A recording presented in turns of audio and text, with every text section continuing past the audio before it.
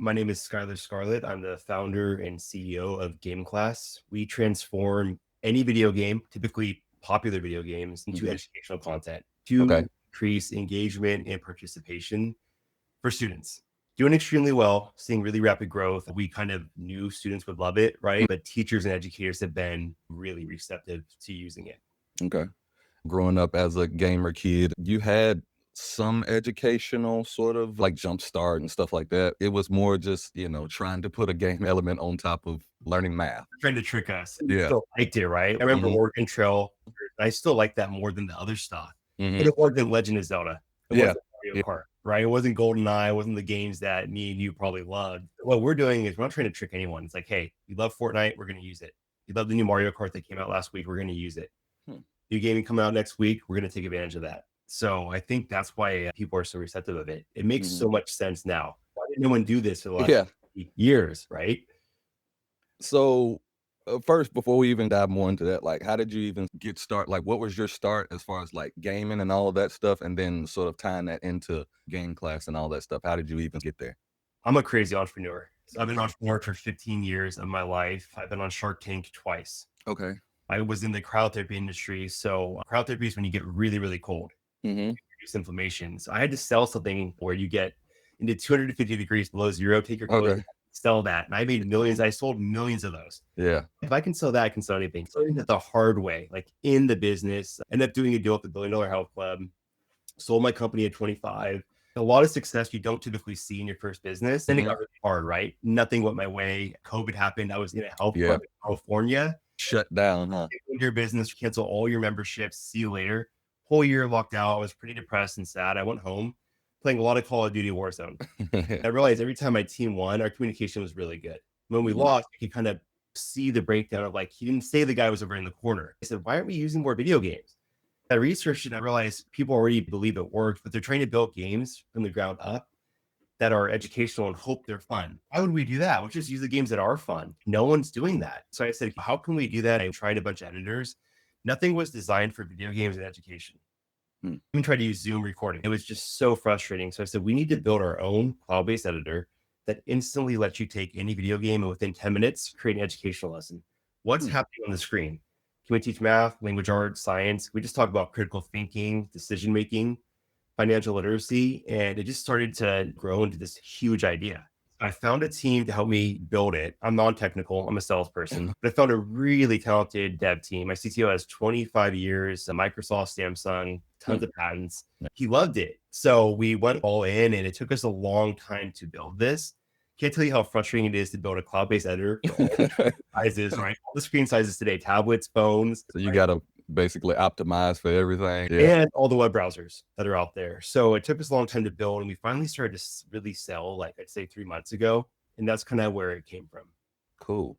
Give me the 10,000-foot view of it. How does it operate? Because like you said, nothing really was in that vein. I mean, obviously you had people trying to make it fun using games, but how do you use Fortnite and Call of Duty to make it educational? Here's the thing, most people don't get it until they see one video. They're like, wow. If you go to our website or I get on the Zoom, this is incredible. Like you could do this. They get all excited. Like you could do. Yeah.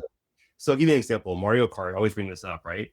You go through the boxes. How about teaching probability using Mario Kart? What are the odds you're going to get a red shell, a blue shell, or a green shell? Isn't that more Wow. fun than a chalkboard? Do you think if you went back 25 years ago in class, I would have actually paid attention and learned probability and cared about math? It would have changed my whole life. So much about Mario, I didn't care about. I'm like, what do you need probability for? Yeah. Subjects to students where they get it. Financial literacy, how do you teach that to a fourth grader? You bring up Animal Crossing, explain how bells work and how the Yeah. internet works. Now you're changing their lives. Like Mhm. Fortnite, they throw something, it's a projectile. There's angles there, right? When they go straight instead of going right, why did they go straight when going right was a faster route? You can analyze all these things. You can Yeah. play the game, record their gameplay, and then go over it together.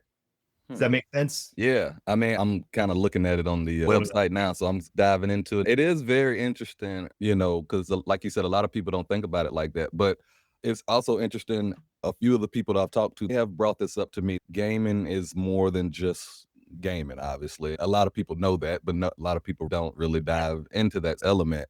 From the standpoint that I usually have heard it from is it's hand-eye coordination, it's pattern recognition. It's, basically a lot of the same traits. That's the same, like probabilities and things. You The nailed same, it. the probability of playing Call of Duty, somebody's going to be around that corner versus somebody coming down the steps. I Well, can kind hand-eye of see how coordination is that a would great work. one, right? I have really good hand-eye coordination because I played video games when I first at like 4. Hmm. Baseball player, really good hand-eye coordination. I know it comes from video games. I was just reading an article, all-star shortstop for the Oakland Athletics, Jacob Wilson, right? Hmm. He says he plays video games before batting practice, and that every time he plays video games before batting practice, he hits better.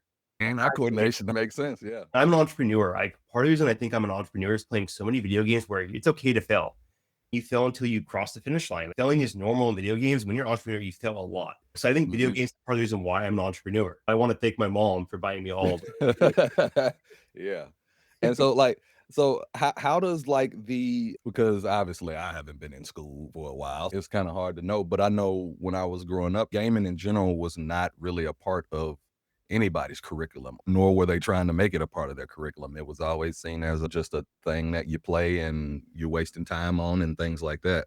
So how have you sort of bridged that gap? Because I know it's probably, even though it's more acceptable, more kids playing games and more parents knowing that the avenue that games can take Yeah, their kids, great. it's still like, Maybe I'm the yeah, right person for this because I'm so passionate about education in video games. But I bring up several things, right? One, do you want your kid to just button mash or think about what they're doing in a video game? Every parent goes, I want them to think. yeah. Is your kid playing video games? Yes, they are. Okay, well, GameClass has them actually think about what's happening on the screen. They're thinking, not just Hmm. button mashing. Two, like, are video games going to go away? No, because Yeah. they're way bigger than film, TV, everything. Mm. So if you ask your students if they play video games, how many hands go up? And they say, oh, probably 9 out of 10. So here's what's funny. You'll laugh at this. My conversations with non-gaming educators are easier than my conversation with Huh. gaming educators. They're like, I don't get gaming, but thank you so much. This tool will Yeah. be amazing. All my students are going to love it. Gaming educators are like, why can't you bring a Nintendo Switch into my classroom? And I tell them I'd love to, but the problem is at school, they're not going to pay for, 100 You're gonna have to have all those kids now. hardware and the Yeah. time. We have to have the kid in front of the game for 30 minutes. You can do that at game class at home. You can do that in an after school program. But the lowest hanging fruit is, a teacher can log on to game class and within 1 minute find a lesson. I can't really convey this math topic to my kids. What if I use a video game to try it? Yeah. So they log on, go to our library, click on math, find the topic they want to teach, and they have a lesson they can bring in front of the kids. Or they can find the game that they like. It's Yeah. so simple, seamless. How many subjects are you working with now? We could do any subject, and that makes any startup so hard. If we had launched as just a language company, it would have been way easier, but just the math. So we have condensed down to 8 core subjects, and then I'm really bullish on financial literacy, social emotional learning, AI literacy, and Mm. digital citizenship, and really those things where video games I think can be the best way to teach them. I Mhm. mean, I argue with me. Think of a better way to teach financial literacy to a elementary school student than video games, and they're always Yeah. like, "Oh wow, yeah, actually, you know I what? mean, there really isn't too many other ways Yeah, just 'cause people aren't really how learning. do you I relate to didn't that?" I didn't know Yeah. anything about financial literacy till I was in my 20s. They don't Yeah, teach that in school, and you think the younger right. you are, right? It's so obvious now. So, like, that's brilliant. And what about social emotional learning? How about using their favorite video game characters? Are you going to listen to me or the teacher or Sonic or Mario? So, Yeah. like, once they think of it like that, they're like, yeah, that makes sense. I'm looking on the website and I seen something that said Scholastic Esports. I was like, that would be fascinating. That's what's happening is esports is kind of blown up, as you know, popping up in high schools, middle schools, colleges, universities, and we're doing extremely well in Africa. We got Hmm. connected over there, and they're really starting to expand. They like to call it scholastic because they don't just want kids or students playing multiplayer games. They want them to tie it to core subjects. What does Mhm. GameClass do, right? Yeah. We tie it to core subjects. If they're playing Call of Duty or Fortnite or Smash Bros, let's see if we can teach language arts or math in the clip. Can we teach it in the clip? We do that. A lot of other esports programs or software, they don't do that. Hmm. They don't connect to core subjects that schools want to be able to do. Yeah, because I mean, right now I'm playing college football. How can I make college football educational? I But I see you got Madden on here. So I'm like, okay, Madden is educational. I made him Not fix it. the Madden, right? I had him kicking a field goal and doing the launch angle and stuff. Yeah, I tackles the guy, the force that he hits him with. That's a math equation. One yeah. lesson could be probably 500 different lessons, one clip. Hmm. That's interesting. That is very interesting.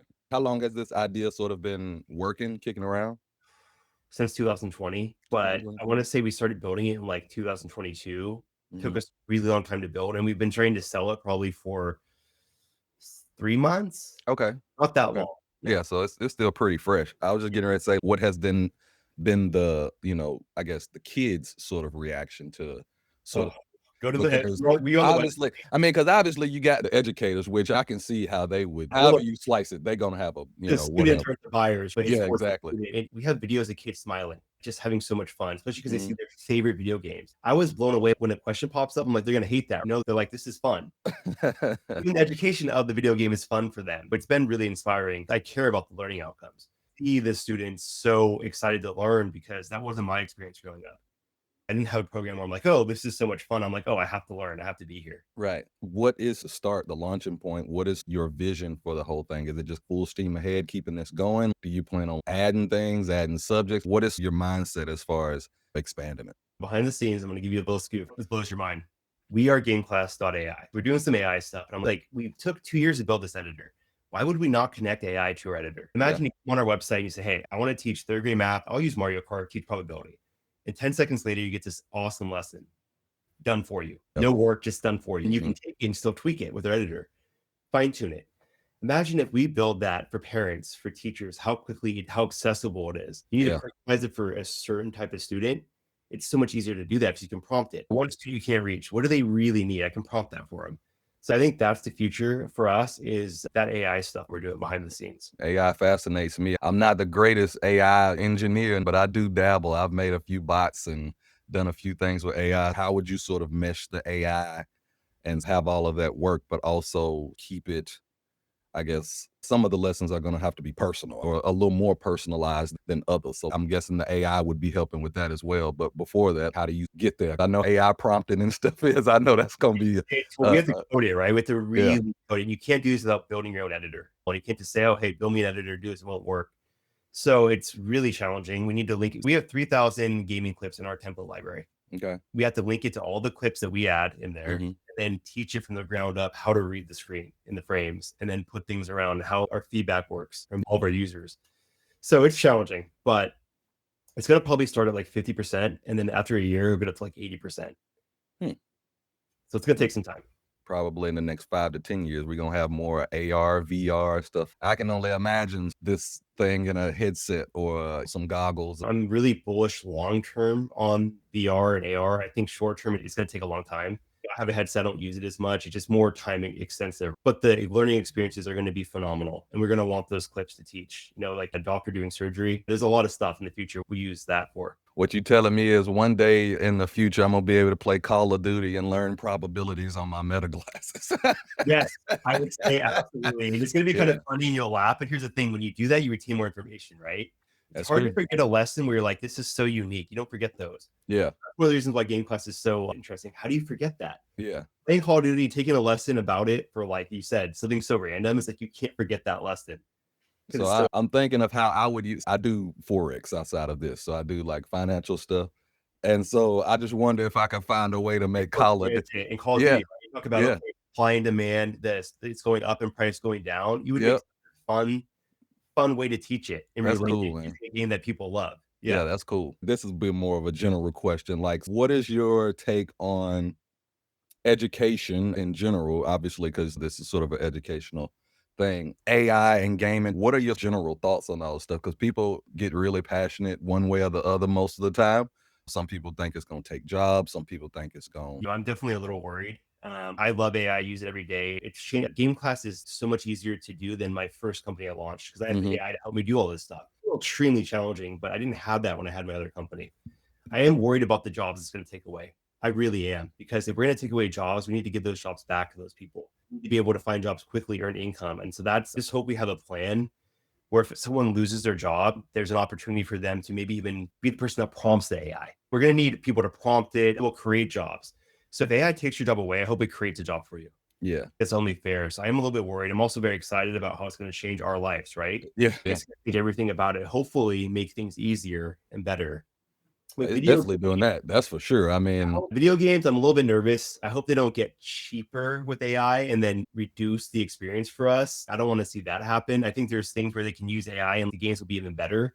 But if they try to use it too many spots, it's kind of already happening now. You play Call of Duty, you can see where the AI is like right? wonky a little bit. I'm a little worried. Education wise, like To me, engagement's everything. That's why I built GameClass. Don't learn a thing if you don't pay attention. So I view GameClass as a tool. If you use that tool once a week, once every 2 weeks, and it's really effective, that's a great tool that should be in your teaching arsenal. I'm very realistic about what it is. It's not supposed to be your whole entire class. It's a tool that I think would help any educator or parent, anyone homeschooling out there. This will be a big homeschool thing, especially if they're at home, not really around regular kids and bored. Anyone in homeschooling, I have the resources I have and time. It's scrappy. Eventually, we'll get the homeschool market for sure. Like, what is the team like as far as around game class? Like, I know you the head man, but like, how many people? How long does like lessons take to get put together? Around 10, because I have some co-founders, a dev team, and internships that come and go, contract, independent contract come and go. So always around like 10. As far as like how long, I create lessons in 5 to 10 minutes. Okay. That quick, because we have all those templates you can just grab off GameClass. You don't have to spend time to record your own gameplay or add it if you don't want to. Do AI right now, if we take screenshots of any game clip, AI will build the lesson for you. It can read it. It can tell you, and it knows how GameClass works, and you can copy and paste it over and switch some stuff. So I can't not use AI when I'm creating lessons. It helps me so much. So I would say it's really not hard, but most people don't want to create. That's what we learned. They just want to use our material. They're busy, they're overworked, and they need extra content that's going to engage their students. Like, well, I didn't have any idea GameClass existed.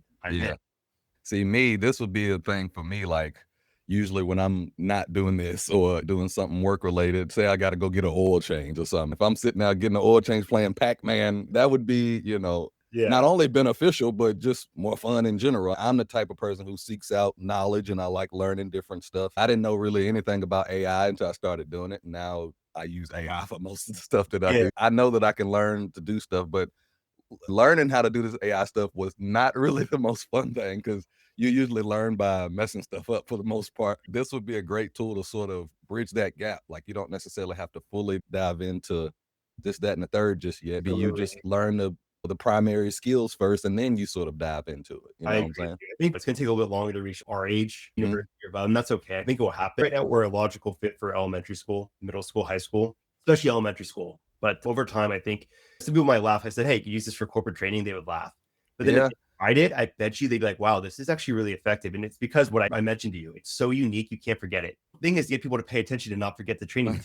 So I actually think it could work in a funny way because they're all laughing, like their brain's going to be remembering it. Right. Yeah. That's dope right there. How we can find you, socials, all of that good stuff on how we can find GameClass and however you want people to find. GameClass is more important than me. If I type in GameClass into your AI or your Google search engine, I want to make sure that's really important. So we're a freemium model, meaning anybody can sign up for free instantly. You get 20 minutes of storage.